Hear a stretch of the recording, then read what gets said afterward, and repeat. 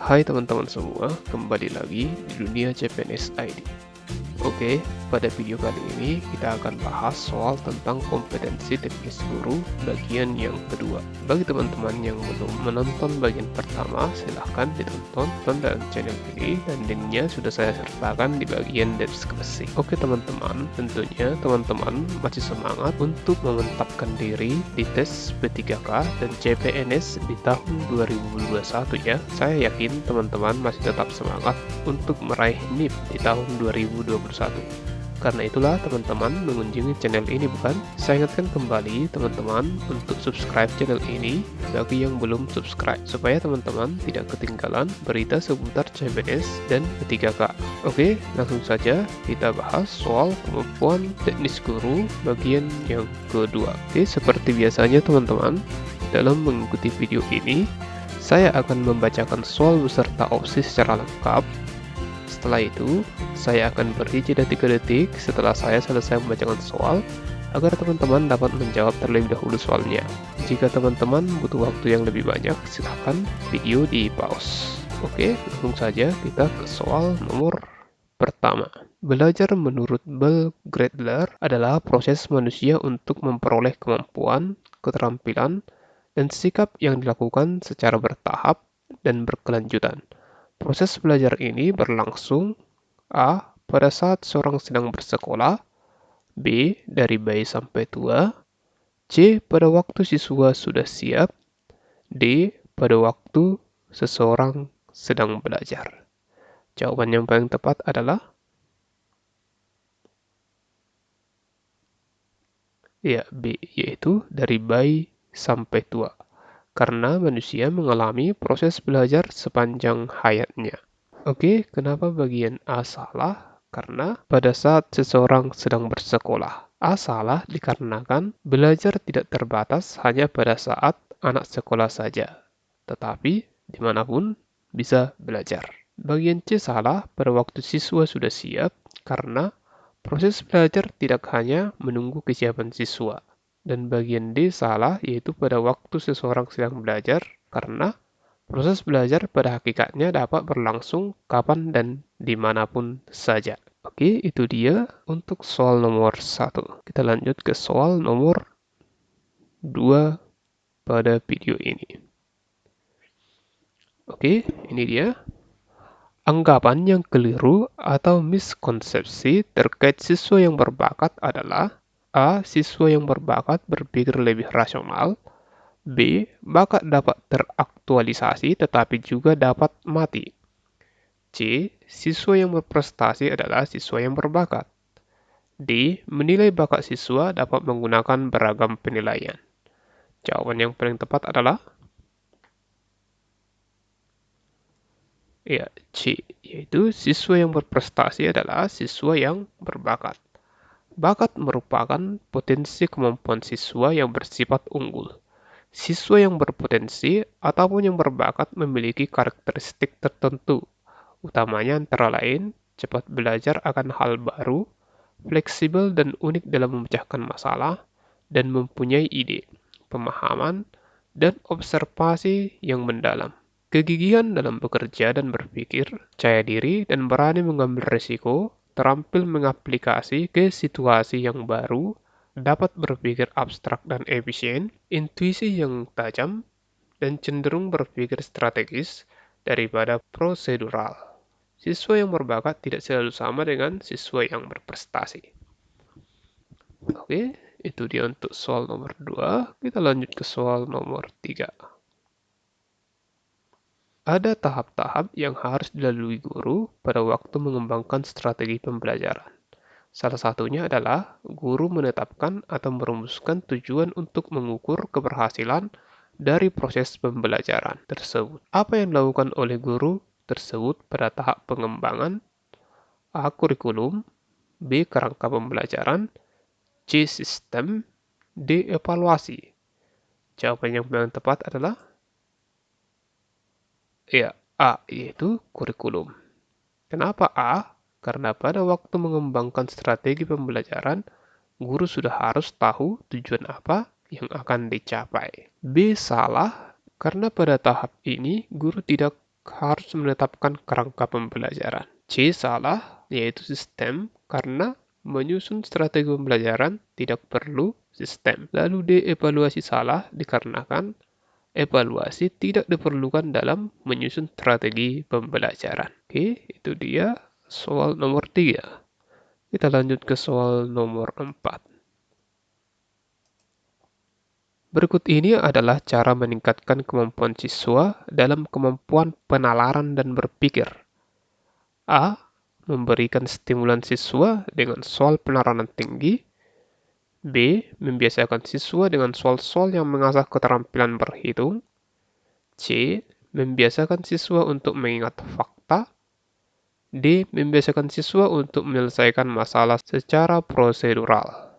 Jawaban yang paling tepat adalah ya, yaitu A. Memberikan stimulan siswa dengan soal penalaran tinggi. Salah satu cara untuk meningkatkan kemampuan siswa dalam kemampuan penalaran dan berpikir adalah dengan memberikan stimulan siswa dengan soal penalaran tinggi. Soal penalaran tinggi merupakan salah satu soal yang mengukur kemampuan berpikir tingkat tinggi, atau biasa disebut dengan soal HOTS, yaitu Higher Order Thinking Scheme. Ada juga yang menyebutkan dengan soal non-rutin atau non-routine problem. Merupakan soal yang tidak dapat diselesaikan dengan menggunakan prosedur penyelesaian soal biasa. Biasanya, soal penalaran tinggi merupakan soal pemecahan masalah. Oke, bisa ya teman-teman?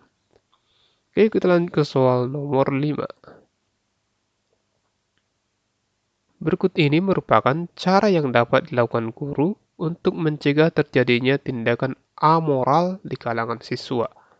Kecuali A. Guru terus menumbuhkan self-fikasi siswa. B. Guru menanamkan nilai-nilai keagamaan yang melarang tindakan amoral. C. Guru memberikan penjelasan kepada siswa akibat tindakan amoral. D. Guru menjelaskan dampak tindak amoral bagi siswa, keluarga, dan masyarakat. Jawaban yang paling tepat adalah ya, A. Guru terus menumbuhkan self-fikasi siswa.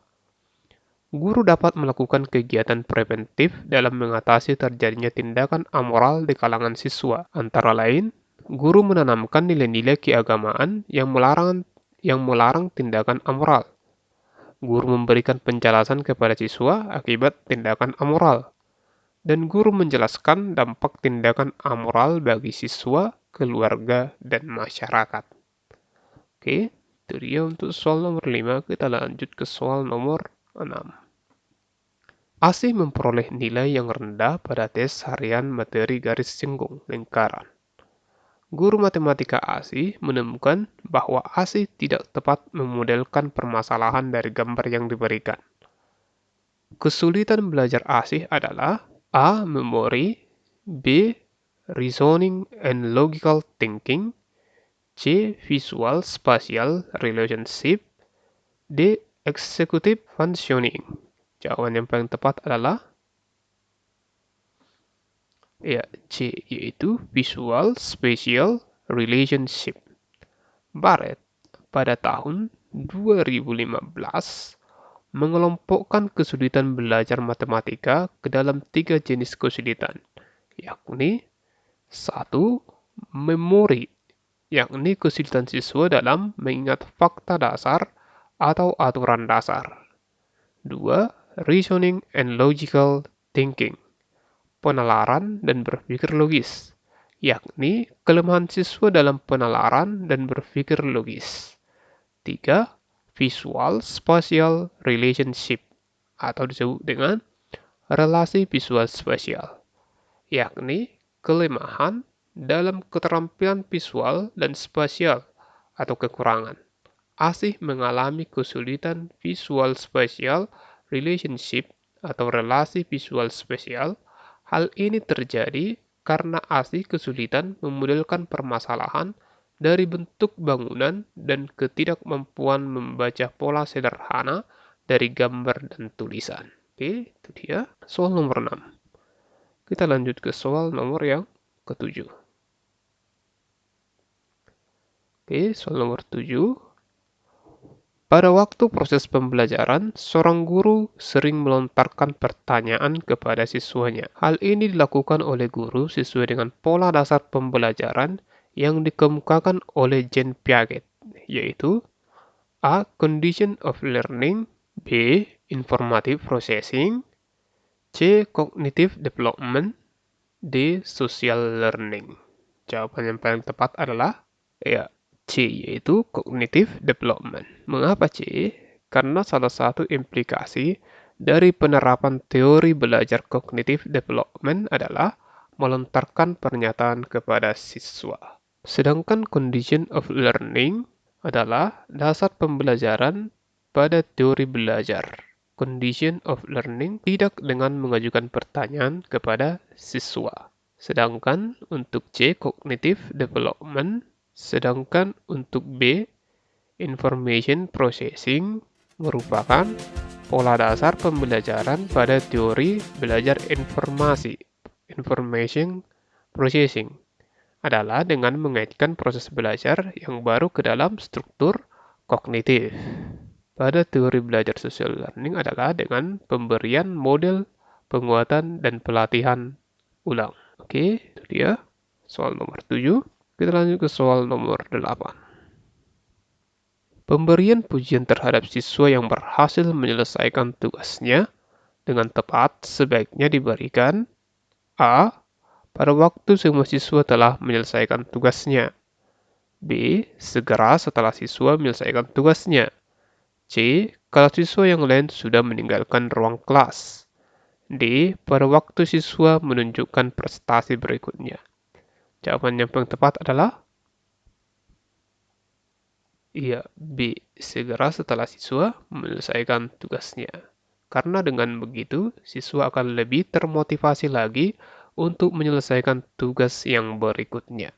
Kalau pada waktu semua siswa telah menyelesaikan tugasnya, yaitu pilihan A, maka siswa yang menyelesaikan tugasnya terlebih dahulu sudah tidak merasa berprestasi lagi. Lalu, untuk C, yaitu kalau siswa yang lain sudah meninggalkan ruang kelas. Kenapa ini salah? Karena guru sebaiknya memberikan pujian di depan teman-temannya. Lalu D, pada waktu siswa menunjukkan prestasi berikutnya. Ini juga salah dikarenakan untuk memberikan pujian tidak perlu menunggu prestasi berikutnya. Jadi jawaban yang tepat adalah B, segera setelah siswa menyelesaikan tugasnya. Oke, kita lanjut ke soal nomor 9. Suatu teori belajar dikembangkan untuk membangun prinsip-prinsip belajar secara ilmiah. Ini merupakan tujuan dari teori A. Insight, B. Cognitive, C. Condition, D. Connectionism. Jawaban yang paling tepat adalah ya, B, yaitu kognitif.